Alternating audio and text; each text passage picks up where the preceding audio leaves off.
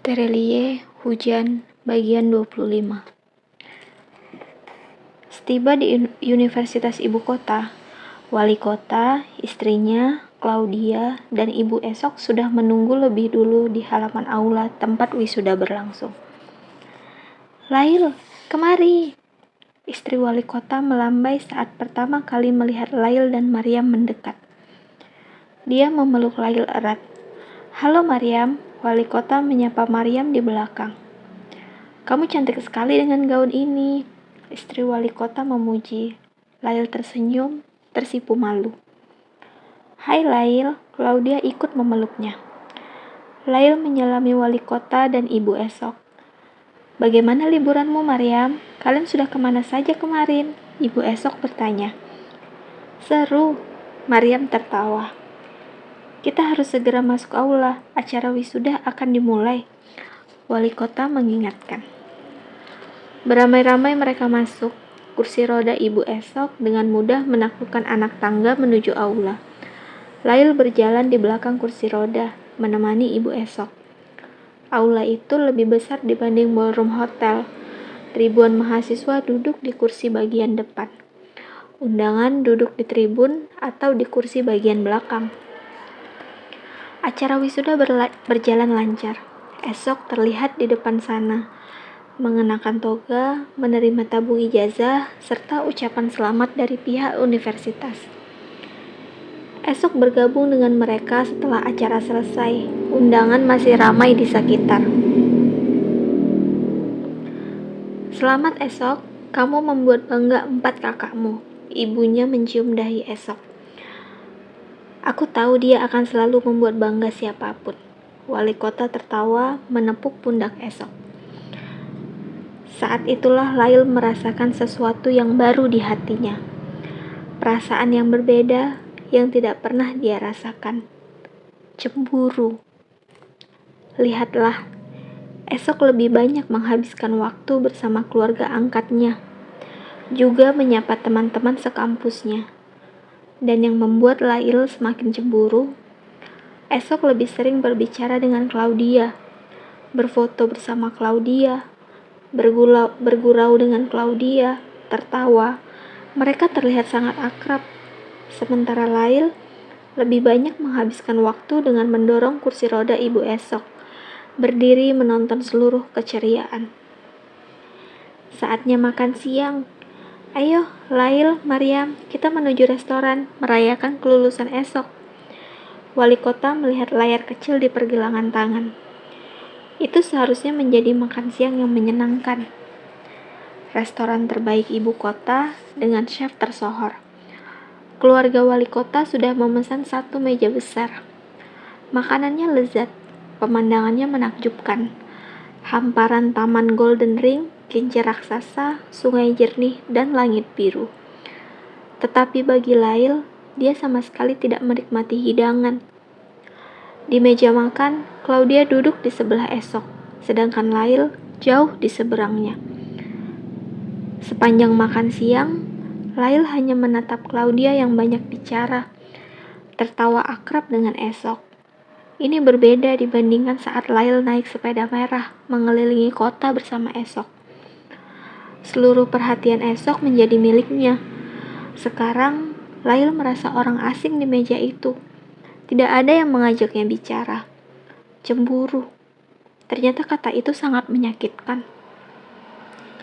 Kamu baik-baik saja, Lail? Mariam yang duduk di sebelahnya berbisik. Lail diam, mengabaikan pertanyaan teman baiknya. Kamu terlihat pucat. Lail menyeka wajahnya. Sejak tadi, dia hanya mengaduk-ngaduk makanan di atas piring. Makan siang itu hampir usai, tapi Lail sudah tidak tahan lagi. Dia berkata pelan kepada istri wali kota, minta izin meninggalkan restoran. Ada apa, Lail? Istri wali kota langsung bangkit dari kursinya. Kepalaku sakit, Lail berkata pelan. Aduh, kamu terlihat pucat. Istri wali kota mengaktifkan layar di lengannya, bersiap memanggil bantuan. Tidak apa-apa, Bu. Aku mungkin hanya kelelahan. Aku harus istirahat. Lail berdiri lebih dulu.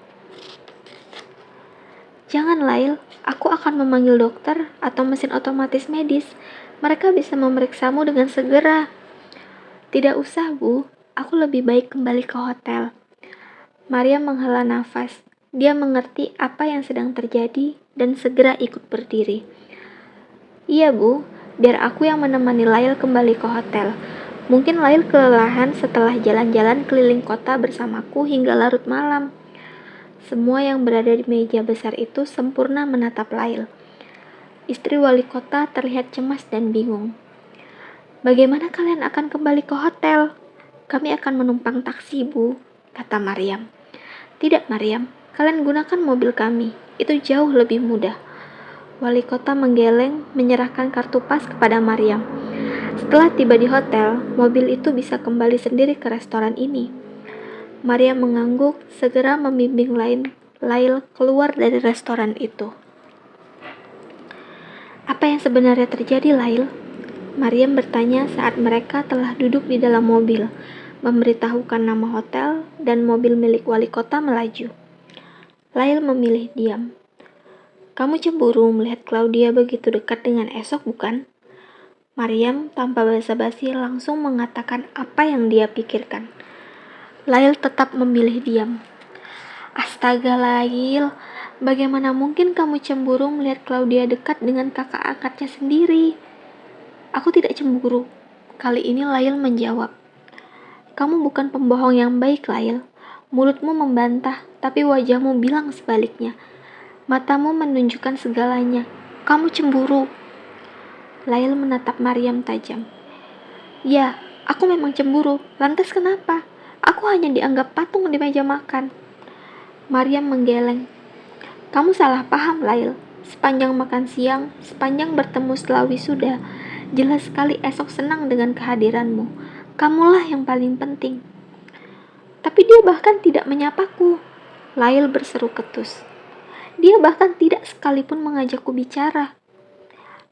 Maryam menepuk dahi, tidak percaya melihat Lail tiba-tiba berseru marah. Dia memang tidak menyapamu, Lail. Tapi dalam banyak hal, kebersamaan tidak hanya dari sapa menyapa. Jika kamu bersedia memperhatikan wajahnya sekali saja saat melihatmu, saat melirikmu, kamu akan tahu, Esok ingin sekali bicara banyak denganmu. Tapi kenapa dia tidak bicara? Lail memotong. Karena dia tidak bisa melakukannya, Maryam menjawab kemas. Saat selesai acara wisuda, bagaimana Esok akan bisa bicara denganmu ketika teman-temannya ramai meminta foto bersama? Saat makan siang, itu acara keluarga, Lail. Di sana ada keluarga angkat Esok, wali kota, istrinya, dan Claudia. Juga ada ibu Esok. Esok menjadi pusat perhatian. Semua orang mengajaknya bicara. Tidak mungkin Esok tiba-tiba menyuruh orang lain diam. Sebentar, Pak Wali Kota, aku hendak bicara dengan Lail. Atau memotong percakapan dengan ibunya. Tidak mungkin. Dan saat dia tidak menyapamu, kenapa kamu tidak menyapa duluan? Saat dia tidak mengajakmu bicara, kenapa kamu tidak bicara duluan? Kenapa membiarkan Claudia melakukannya? Tapi kenapa Esok tidak memilih duduk di sebelahku? Lail menunduk, bertanya dalam diam. Lengang sejenak. Mobil terus melaju. Maryam mengembuskan nafas. Itu karena Claudia lebih dulu meminta Esok duduk di sebelahnya. Dia ingin bicara dengan kakak angkatnya. Bukan hanya kamu yang tidak bertemu Esok setelah 2 tahun. Urusan ini, bukankah aku sudah berkali-kali bilang, kamu tidak ada apa-apanya dibanding Claudia. Gadis itu cantik, baik hati, dan sangat supel. Bagaimana kamu akan bersaing mengambil perhatian Soke Bahtera jika bahkan sebelum melakukannya, kamu sudah mundur lebih dulu, cemburu, merajuk, memutuskan pergi, membuat bingung semua orang. Lail tetap diam. Esok memperhatikanmu, Lail. Bahkan saat kamu tiba-tiba meninggalkan restoran, aku berani bertaruh. Esok ingin sekali mengantarmu agar bisa beristirahat. Aku melihat ekspresi wajahnya. Dia cemas. Tapi dia tidak bisa meninggalkan restoran. Itu acara perayaan wisudanya. Bagaimana mungkin makan siang akan dilanjutkan jika orang yang sedang dirayakan pergi berdua-duaan dengan seorang gadis yang mudah sekali cemburu bernama Lail. Mobil pinjaman dari wali kota tiba di depan hotel. Lail masuk, melangkah turun. Suasana hatinya tetap buruk meski Maryam sudah berusaha meyakinkannya. Sebentar, Lail. Maryam yang tadi sudah ikut melangkah turun, kini kembali masuk ke dalam mobil. Dia teringat sesuatu. Saat itu pintu mobil masih terbuka. "Apakah kamu bisa terbang?" Maryam bertanya. "Tentu saja, Nona. Apakah ada protokol keselamatan penumpang yang melarangmu untuk terbang?" "Tidak ada, Nona. Kapanpun penumpang menginginkannya." "Sial." Maryam menepuk dahi, turun, lalu menutup pintu mobil. "Kenapa aku baru tahu bahwa mobil yang satu ini boleh terbang? Kenapa tidak dari restoran tadi?" Mobil itu sudah melaju tanpa sopir, menuju restoran tempat perayaan wisuda esok. Suasana hati Lail terus buruk. Sepanjang sisa hari, dia hanya tinggal di hotel, juga malamnya. Maryam yang ingin melanjutkan berjalan-jalan berkeliling ibu kota jadi batal. Menemani teman sekamarnya jauh lebih penting dibanding jalan-jalan. Mereka makan malam bersama di kamar, memesan makanan, room service. Maryam memutuskan tidur lebih awal. Besok jadwal kereta mereka pagi-pagi sekali. Di ranjang sebelah, Lail memaksakan diri untuk tidur, meskipun kepalanya dipenuhi banyak pikiran negatif. Alarm membangunkan mereka pukul 5. Mereka berkemas-kemas, memasukkan pakaian ke ransel, check out dari hotel. Mereka menumpang taksi ke stasiun kereta. Tiba di sana 5 menit sebelum kereta cepat berangkat. Langkah kaki Lail tertahan. Di peron telah menunggu Esok mengenakan topi biru. "Selamat pagi, Lail." Esok tersenyum. "Apa yang kamu lakukan di sini?" Lail justru bertanya balik, suaranya ketus, melirik sekitar. "Ibu dan keluarga angkatku sudah pulang kemarin malam jika kamu mencari mereka." Lail diam. Dia tadi mengira Esok kesini karena mengantar keluarga angkatnya, bukan untuk dirinya. Maryam segera beranjak menjauh, memberikan ruang agar Lail dan Esok bisa bicara. "Kamu sudah sehat?" Lail mengangguk pelan. Ekspresi wajahnya lebih bersahabat. "Aku minta maaf saat selesai acara wisuda tidak bisa berbicara denganmu, juga saat makan siang. Seharusnya aku bisa menghabiskan waktu lebih banyak untukmu. Kita sudah 2 tahun tidak bertemu, tapi aku tidak bisa melakukannya. Tidak bisa menghentikan percakapan dengan wali kota atau dengan Claudia." Lail menunduk. "Maryam benar. Kamu masih marah?" Lail menggeleng. "Aku berjanji akan menebusnya di kesempatan lain, meski tidak sekarang." Esok terdiam sebentar. "Ada banyak yang ingin aku lakukan, tapi tidak mudah. Pagi ini aku harus melewati 3 lapis izin hanya untuk bertemu denganmu di stasiun kereta selama 5 menit. Izin." Lail hendak bertanya apa maksud kalimat Esok barusan. Tapi peluit lebih dulu terdengar melengking. Tanda semua penumpang harus naik ke dalam kapsul.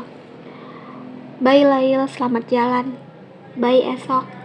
Lail mengangguk. Maryam juga ikut melangkah naik, menoleh ke arah Esok. "Topi yang keren, Soke." Esok tertawa melambaikan tangan. 30 detik, kapsul kereta cepat melesat meninggalkan stasiun kereta. Lail meninggalkan ibu kota dengan suasana hati yang jauh lebih baik. Sampai jumpa di part selanjutnya. Jangan lupa like, komen, dan subscribe. Terima kasih.